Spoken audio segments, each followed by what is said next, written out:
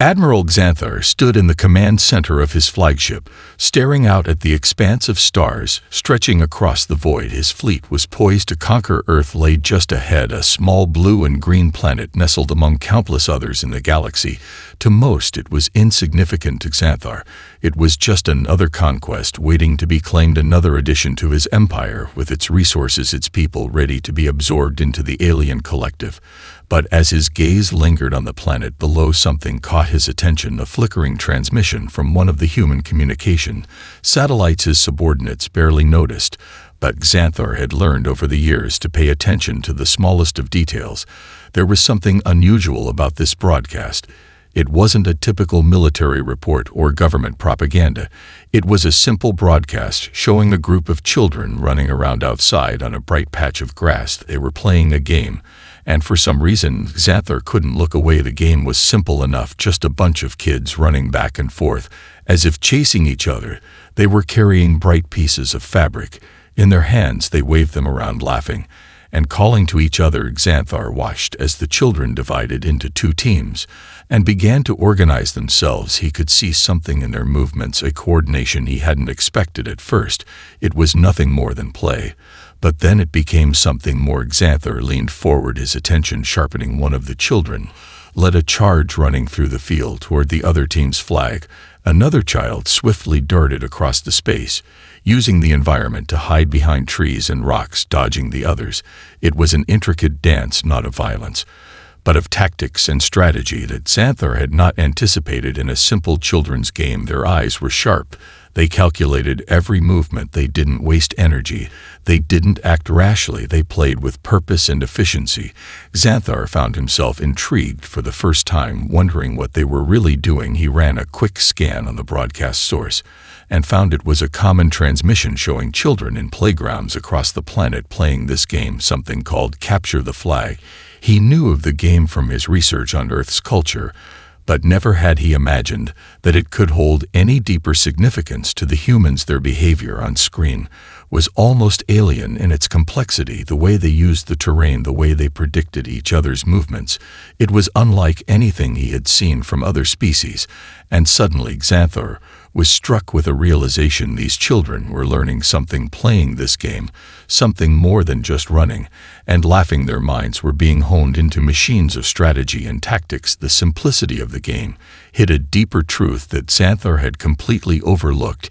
He watched as one child outwitted an opponent and snatched the other team's flag before they could even respond. The team cheered, and Xanthar realized that even in these small moments, the children were learning the essence of warfare and survival without even realizing it. And suddenly the Admiral felt an odd sensation, something he wasn't used to, a tinge of unease, a growing suspicion that perhaps humanity was far more complex than he had initially thought, that this trivial game might have far greater consequences for the future of his fleet and for his mission. Xanthar couldn't shake the images of those children playing their game. No matter how trivial it seemed at first, he found himself returning to the transmission repeatedly, watching the way they moved, the way they planned every step, every misdirection.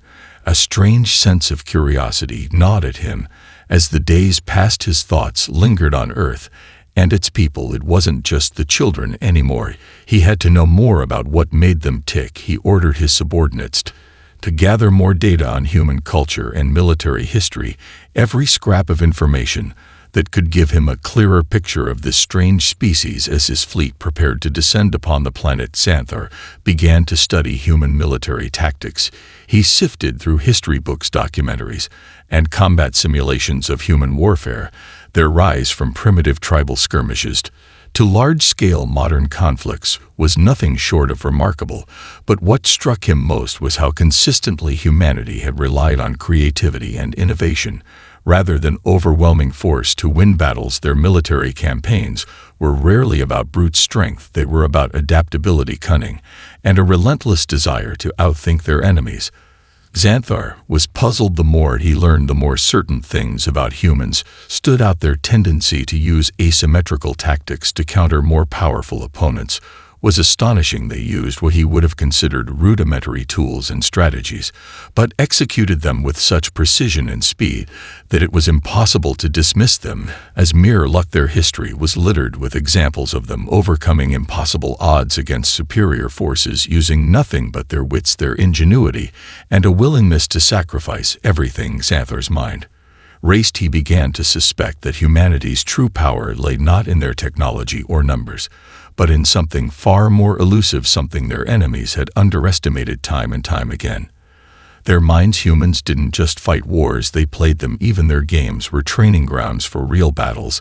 That much was clear now. It wasn't just capture the flag.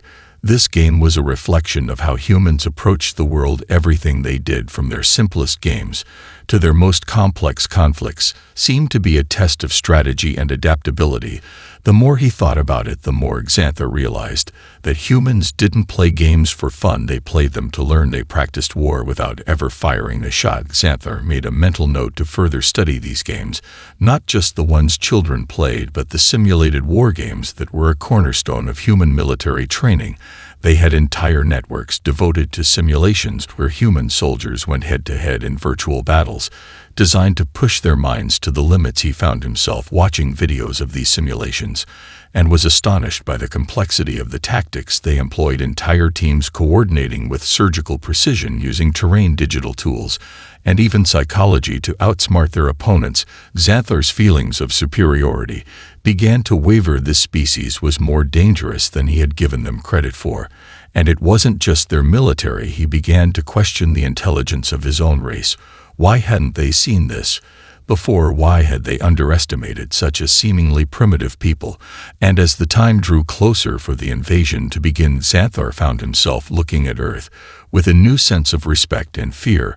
Maybe, just maybe, this wouldn't be as easy as he thought. The day of the invasion arrived, and Xanthor's fleet descended upon Earth with a ferocity born of centuries of conquest. His armada, vast and seemingly invincible, filled the skies over Earth's major cities. As the ships entered the atmosphere, powerful energy weapons charged and prepared to level the human defenses. Xanthor, confident that victory was certain, watched from the bridge of his flagship as the first waves of bombardment began. This was what his species had done for millennia: strike swiftly, overwhelm the enemy, and claim the spoils of war. Earth, a primitive world with barely a history of unified conflict, should have been no different. But something unexpected happened. Instead of the mass panic Xanthor anticipated, the human military moved with startling coordination. His sensors picked up movements across the planet, small but decisive military units, seemingly appearing out of nowhere, launching attacks in unorthodox ways. At first, the attacks seemed disorganized, almost chaotic. But the longer Xanthor watched, the more he began to realize that what seemed like disorder was, in fact, a highly coordinated strategy. Earth's military forces didn't engage in direct confrontations as the aliens had expected. Instead, they scattered, vanishing into urban environments, retreating and regrouping before launching sudden, unpredictable strikes. The aliens' superior firepower had no effect on the city landscapes that the humans now used as their battleground. Buildings were rigged with explosives, sewers became tunnels of ambush, and small groups of human soldiers moved like shadows, taking out alien communication relays and supply lines without ever fully showing themselves. Xanthor was forced to rethink his assumptions. These humans were not simply fighting. They were fighting with purpose. They were using their cities, their homes, their very environment as weapons. Then, a report came through from one of the alien ground commanders. An advanced reconnaissance unit had been ambushed in a dense urban district. The humans had turned their own streets into a maze, laying traps at every turn. One of the alien soldiers had described the attack as something out of a game. Xanthor froze. A game. It was the second time in recent hours that capture the flag had been mentioned. He recalled the footage of the children playing, and the realization hit him like a shockwave. This was no accident. What he had thought were simple games were actually the very principles of their defense. The humans had been preparing for this moment for generations, refining tactics based on their childhood games and simulations. They were taking everything they had learned from their games. Ambushes, quick strikes, feints, misdirection, and applying it to real combat. Xanthar was stunned. The alien military doctrine was about brute force and technological superiority, but humanity had honed its ability to fight by thinking, by outsmarting their foes. The simple act of capturing something had become the foundation of their survival. The humans weren't fighting with weapons alone. They were fighting with their minds. Xanthar's frustration grew as his fleet continued to suffer setbacks. Ships were disabled by coordinated human hacks, weapon systems disrupted by viruses that seemed to mimic the tactics of the games he had seen. A key fleet vessel was rendered useless when a group of human soldiers infiltrated its command center, slipping past the advanced alien security systems. The enemy hadn't directly attacked. They had just outmaneuvered and outthought the superior force. Xanthar realized that this was far from a typical invasion. The humans weren't just fighting to survive. They were engaging in a battle of wits, using everything they had learned to turn the tide. With each passing hour, Xanthar found himself growing more desperate. His fleet's technology, the pride of his people, was being dismantled piece by a force he had once thought beneath his notice. His superiority was meaningless in the face of humanity's adaptability. What began as an invasion had become a war of intelligence, and the humans, to his horror, were winning. Xanthar's frustration reached a boiling point as the battle continued to spiral out of control. He had expected a quick victory, a conquest that would take mere hours to complete. Instead, his fleet was struggling to maintain its footing on Earth. The more he observed the situation, the more he realized that the humans weren't just fighting with weapons and soldiers. They were fighting with their minds, their creativity, and a profound understanding of strategy that seemed to have been cultivated since their earliest childhood games. The reports kept flooding in from the front lines. Another fleet ship had been disabled, not by conventional weapons, but by a human-made EMP device, a crude but effective trick that had been planted in one of the most unexpected places, a civilian shelter. A group of human civilians, equipped with nothing more than their knowledge of basic technology, had infiltrated the alien lines and turned one of Xanthar's own communication relays into a decoy. The humans weren't fighting fair, but they weren't fighting the way any enemy Xanthar had ever fought before. The thought of it sickened him, the audacity to turn their most basic resources into weapons against him. Then came the strangest report of all. A small group of children had been caught near one of the alien bases in a remote city. These children, no older than 12 or 13, had somehow managed to evade the most sophisticated surveillance systems. They weren't soldiers, just kids, out on a so-called field trip, playing an innocent game of capture the flag. But somehow, the children had bypassed several security checkpoints, disabled an alien drone surveillance system, and captured one of Xanthar's top officers, alive, unharmed, and completely baffled by how it happened. The children's game had turned into something far more lethal, using tactics that no one had expected. As Xanthar reviewed the footage of the children in action, his mind reeled. They weren't just playing. They were following a set of unwritten rules that they had perfected through repetition. They weren't afraid. They didn't hesitate. They saw an opportunity and seized it, like seasoned veterans on a battlefield. To Xanthar's horror, the simplicity of their game had made them experts at evasion, at distraction, at turning what should have been an innocent scenario into a full-scale tactical operation. And it was happening everywhere. From the smallest skirmish to the largest military engagement, humans had begun to use their environment in ways the alien invaders had never imagined. Xanthar watched as the humans on the ground adapted swiftly to every attack, setting up decoys, creating false trails, and moving unpredictably. One human soldier even rigged a small supply truck with explosives and drove it straight into the heart of a powerful alien patrol, only to escape moments before the truck detonated, catching the enemy completely off guard. The tide was turning. Alien forces, once so confident in their overwhelming firepower, now found themselves ambushed and outmaneuvered at every turn. A key alien base, hidden deep in the mountains, fell to a ragtag group of human resistance fighters who had spent weeks studying the alien fleet's movements, using nothing but a handful of stolen alien weapons and their knowledge of human ingenuity. They infiltrated the base and sabotaged its power grid, rendering Xanthar's advanced weaponry useless. Xanthar was forced to consider a terrifying possibility. Earth's military might not be the only threat. Even its children, with their simple games and innocent antics, were proving to be powerful agents of disruption. These kids had internalized lessons of war, not from formal training, but from playing games that mirrored the very essence of combat. What Xanthar had dismissed as child's play had taught humans how to think, how to adapt, how to win against the odds.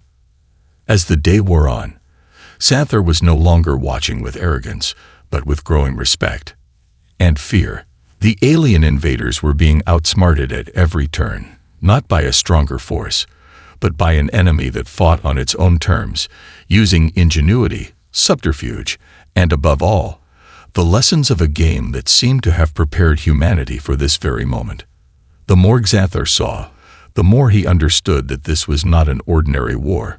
This was a battle for intelligence, a fight not just of weapons, but of minds. And the humans, against all odds, were proving to be the superior strategists. The battlefield was a mess of confusion and disorder, and for the first time in his life, Admiral Xanthar felt something he hadn't expected: doubt. Reports came in faster than he could process, each one more disturbing than the last. His fleet's technological superiority, the cornerstone of his confidence, had been rendered useless time and time again by tactics that defied all logic. Humans had turned every scrap of knowledge they had gained into a weapon, and it wasn't just their military that had become a problem. It was the very nature of their adaptability. Xanthar had expected to crush the human forces quickly, but the humans had flipped the script. They weren't just fighting to survive. They were fighting as if the entire planet had been preparing for this invasion for generations. And in many ways, they had. Every game, every simulation, every small skirmish had been a preparation for this very war. They had learned how to think ahead, how to outmaneuver, how to adapt. The game he had laughed at, capture the flag, was no longer a trivial child's play. It was the foundation of their warfare. One report stood out among the chaos. A small, seemingly insignificant group of human civilians had managed to infiltrate one of the alien motherships. These civilians weren't soldiers, just ordinary people. Yet somehow, they had navigated through a maze of alien technology, bypassed high-level security systems, and stolen crucial data from Xanthar's command center. They had even disabled several of his fleet's communications, leaving his ships isolated and vulnerable to further attacks. To make matters worse, the humans had done all of this without any advanced weaponry or combat training. Just the knowledge they had gathered from a lifetime of problem-solving. Xanthar's pride, built over countless victories and galactic conquests, was beginning to crack. This wasn't a war of technology or sheer force. It was a war of intelligence. The humans weren't relying on power. They were relying on their minds. Every report told him that the humans had one simple but powerful advantage. They didn't fight battles the same way his species did. They fought battles with wit, deception, and cunning. Then came the final blow. A large portion of Xanthar's fleet was drawn into a trap set by human resistance fighters. They lured his ships into a narrow canyon, a natural bottleneck on Earth's surface, and then used the environment to their advantage. Explosives were set along the canyon walls, and as the alien ships navigated the narrow passage, the humans detonated the charges, causing massive rockslides that crippled Xanthar's ships. The alien fleet was now scattered, with several ships either destroyed or unable to move due to the damage they sustained. Xanthar's flagship had narrowly escaped, but the damage was done. His fleet was in disarray. His technological superiority had been neutralized. Human forces had turned Earth's geography against him, outwitting his fleet's best tactics and leaving them vulnerable. He realized, with a sinking feeling in his chest, that the humans had done exactly what they had been trained to do: adapt, outthink, and win by using everything at their disposal. For the first time in his career, Xanthar understood what it felt like to be outmatched. The humans didn't need better weapons or more advanced technology. They had the one thing that could never be underestimated: their ability to outthink their enemies. Xanthar had underestimated them, and now his entire invasion was in jeopardy. As his fleet scrambled to regroup, Xanthar could hear the echoing laughter of children in his mind. The same laughter from the game he had dismissed as trivial. It was no longer a joke. Those children had been playing a game, yes, but they had also been training, preparing for something far greater. The tactical principles they had learned in their games had become ingrained in their very DNA, and now they were using those lessons to dismantle an empire. In the dark corners of his flagship, Xanthar could feel a shift in the atmosphere. It wasn't just his fleet that was crumbling. It was his belief in the superiority of his race. He had thought conquest would be simple, but the humans, with their unpredictability, their creativity, and their unyielding spirit, had proven him wrong. The war was far from over, but one thing was clear: the humans weren't going to make this easy. In fact, they were about to turn the tide completely. Xanthar was no longer in command of the situation. The idea that the invasion would be a swift and clean conquest had all but evaporated. His fleet, once confident and superior, was now scattered, disoriented, and rapidly losing ground. Every maneuver, every attempt to regroup, was met with increasingly sophisticated human resistance. The alien Admiral had prided himself on his ability to outthink any opponent, but now, for the first time in his life, he was the one caught off guard. As the days passed, the tactics that had once baffled him, those seemingly harmless games the humans played, became clearer. The human soldiers and civilians were not just playing games. They were practicing strategies. The small-scale, capture-the-flag tactics Xanthar had seen in children's games were now being deployed on a massive scale. These humans weren't just reacting.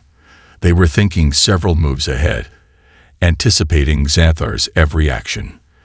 The alien forces had expected resistance in the form of organized armies, but what they hadn't anticipated was the fractured, decentralized nature of human defense. The humans were everywhere: small teams, individual soldiers, civilians, hackers, all of them working together in ways that no one could have predicted. They weren't fighting as one massive force, but rather in 1,000 different ways, in every corner of Earth. Resistance groups sprang up like wildfire, striking with precision before disappearing back into the chaos of the planet. They set traps, disabled advanced weaponry, and hacked into alien systems with disturbing ease. Xanthar had once thought of humans as primitive, but now he realized they were masters of unconventional warfare. In the last few days alone, multiple alien supply convoys have been ambushed by groups of human civilians. These weren't elite soldiers, just ordinary people armed with basic weapons, tools, and their knowledge of their own environment. They knew how to move quickly, how to disappear into the surroundings, how to vanish before the enemy had any time to react. The alien convoys were blind to the ambushes, lulled into a false sense of security by their technological superiority. One report from a special operations unit confirmed what Xanthar had feared. A convoy, laden with precious alien equipment, had been utterly destroyed, not by high-tech weapons, but by a few human soldiers using homemade explosives, basic sabotage techniques, and knowledge of the terrain. The attack had been so efficient, so well coordinated, that the alien forces had no idea who had carried it out. They hadn't even known they were being watched. The humans had somehow managed to infiltrate their defenses in plain sight, using their game-based strategies to outsmart even the most advanced security systems. Xanthar sat at his command center, his mind a whirlwind of questions. The human tactics were beyond anything he had expected, But it was their adaptability that terrified him most. Humans weren't just following set patterns. They were learning and evolving in real time. Every setback for the aliens became a lesson learned by the human forces. They had no centralized command that could be taken down in a single strike. They had no obvious weak point to exploit. They were everywhere, in every corner of the planet, in every alley, every room, every system. They were the perfect adversary, unpredictable, creative, and relentless. And it wasn't just their soldiers. Human children were continuing to play their game, and reports indicated that these kids were becoming more resourceful every day. It wasn't just that they knew how to hide or run. They were beginning to make tactical decisions, creating improvised weapons, sabotaging enemy tech in ways Xanther had never imagined. It was as if the very spirit of competition that ran through the humans' games was now translating into real-world action. Xanther realized, with growing horror, that the human resistance wasn't something that could be crushed by sheer force. His fleet was bogged down in a war of attrition, where every victory was met with an equal or greater loss. The humans didn't care about immediate victories. They cared about winning the war. And each small, seemingly insignificant skirmish added to their collective strength, making them harder and harder to defeat. Their ingenuity had become their greatest weapon. And now Xanther found himself fighting not just for Earth, but for his own pride, and for the survival of his fleet. The invasion had devolved into a war of intelligence. It wasn't about firepower anymore. It was about who could outthink the other, and for the first time, Xanther realized that his forces, however advanced they were not the smartest players in this game. The humans had proven that, time and time again. And if he didn't find a way to adapt soon, the war could be lost before it even truly began. As the days passed, Xanther's situation grew increasingly dire. His fleet, once so vast and seemingly invincible, was now caught in a vicious cycle of attrition. Every time they gained a foothold, humanity struck back harder. The aliens' high-tech weapons, once believed to be the key to victory, were losing their edge against an enemy that fought with tactics that were as unpredictable as they were relentless. It wasn't just that humanity had superior intelligence. It was that they had an innate understanding of how to fight in a way no other species had ever done before. It was a war of adaptation, and the humans had mastered it. In the heart of Xanthar's command ship, the atmosphere was tense. His officers shuffled nervously as more troubling reports came in from all corners of the planet. Resistance groups were sprouting up everywhere. What had initially seemed like isolated pockets of resistance were now a full-scale rebellion. The human forces had not only repelled the alien invasions in certain areas, but they were also taking the fight to Xanthar's fleet, attacking alien supply lines and bases with an intensity that left his forces reeling. And worst of all, the humans were doing it with a kind of precision that his fleet wasn't equipped to handle. One of the most disturbing reports was from a strike on a high-value alien research facility. A small group of human soldiers, equipped with little more than basic firearms and homemade explosives, had infiltrated the facility, bypassing layers of alien security. They had destroyed critical research data and damaged experimental alien technology that had been on the cusp of revolutionizing Xanthar's fleet's ability to invade other worlds. And perhaps most insultingly, they had done it with no more advanced technology than what they had scavenged from the wreckage of alien supply ships. The human soldiers hadn't just been using weapons. They'd been using strategy, psychology, and tactics that Xanthar's fleet wasn't prepared for. They would make one attack, disappear into the shadows, only to launch another strike from a completely different direction. And they had done it all while remaining completely unpredictable. They never followed a set pattern, never stuck to one method. They moved and adapted, constantly learning from their environment and every battle they fought. They were like a swarm of ants, each individual seemingly insignificant, but together forming an unstoppable force. And it wasn't just the soldiers who were causing problems anymore. A few reports came in from deep within the alien-controlled territories. Citizens, workers, even children were beginning to take matters into their own hands. It started small, people using everyday tools as weapons to sabotage alien infrastructure. But soon, entire civilian populations were organizing themselves, using their knowledge of local geography and technology to outsmart and overwhelm alien patrols. Children, once dismissed as innocents, had become key players in this war.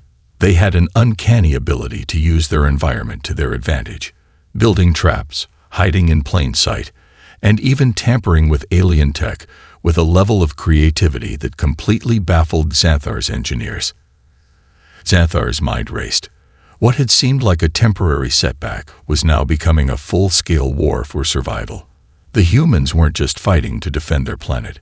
They were fighting to preserve their way of life, their culture, their future. And their ability to turn every situation to their advantage made them more dangerous than any enemy Xanthar had ever faced. As reports of further successes filtered in, Xanthar found himself confronted with an uncomfortable truth. The war was slipping out of his grasp. His fleet had suffered significant losses, not just from direct confrontation, but from the continuous, gnawing tactics of the humans. Their ability to disrupt his plans, to hit where it hurt the most, was proving to be his undoing. And perhaps the most humbling realization was that the humans were winning not through force, but through the very things Xanthar had dismissed as weaknesses: creativity, unpredictability, and an insatiable drive to overcome all obstacles. Xanthar could no longer deny it. This was no longer a war of armies, it was a war of minds. The humans had already begun to win.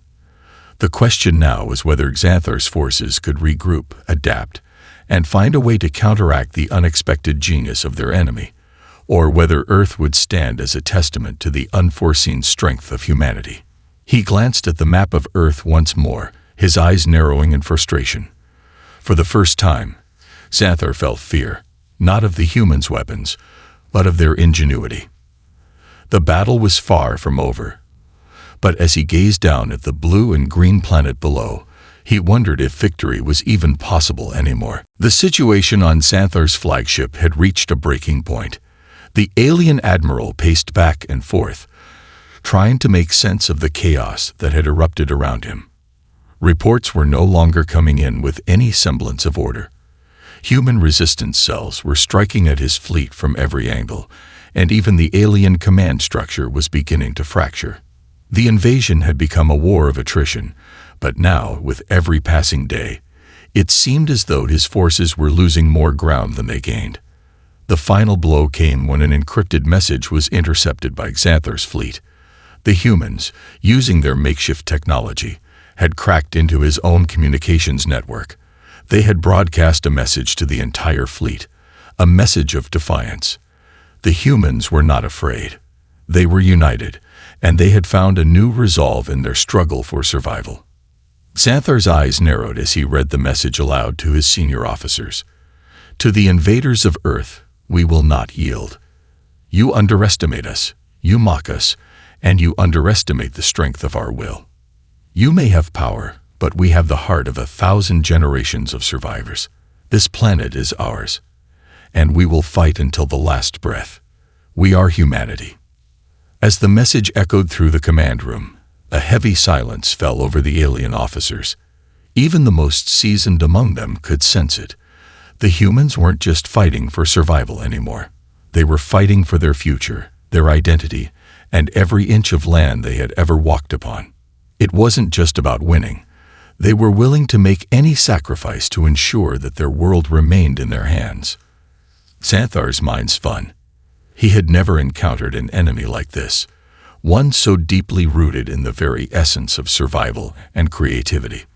The humans had been knocked down time and time again, but each time they had risen stronger, more inventive. Their world, once seen as primitive and unimportant, had become their greatest weapon. They were using everything they had learned from their history, every war, every conflict, every lesson from their games, to fight back against an invincible force. And now, it was working. The realization hit him like a physical blow. The invasion was lost. The battle had ceased to be about technology and firepower. It was about the human spirit, and humanity had tapped into an indomitable well of resilience that Xanthar's people had never considered. The alien fleet had no response to it, no countermeasure to the one weapon that humanity wielded better than anyone: its sheer determination to fight for what was theirs. In a final attempt to salvage something from the wreckage, Xanthar called a meeting with his most trusted officers. They gathered around a holographic display of Earth, their faces etched with concern. Xanthar's eyes glimmered with cold determination, though even he knew that there was little hope left. The humans had already proven that no matter how many ships they destroyed, or how many cities they flattened, they could not break the spirit of this world. The humans had used their game-based tactics to outthink his strategies, turning the very essence of their childhood pastimes into lethal warfare.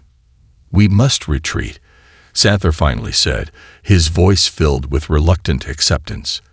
"There is no other choice. We have lost." The decision was difficult, but there was no other option.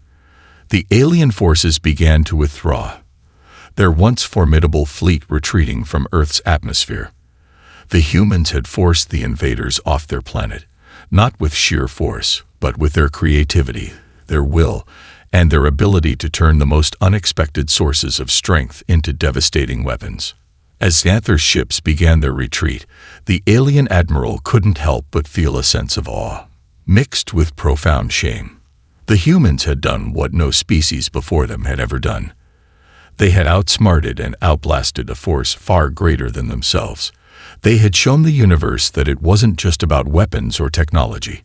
It was about the heart and ingenuity of a people who would never stop fighting for their world. From the wreckage of the invasion, Earth stood tall, its people united in the knowledge that they had overcome an impossible enemy. The alien fleet, once an unstoppable force, was now scattered across the stars, nursing its wounds. Xanthar's forces had underestimated humanity, and in doing so, had paved the way for one of the greatest victories the universe had ever seen. And as Earth's sky once again became clear of alien ships, one thing was certain: humanity had won. Against all odds, they had turned their own games, their own playful strategies, into a weapon of war, and in doing so, had defended their planet from an invader that had never stood a chance.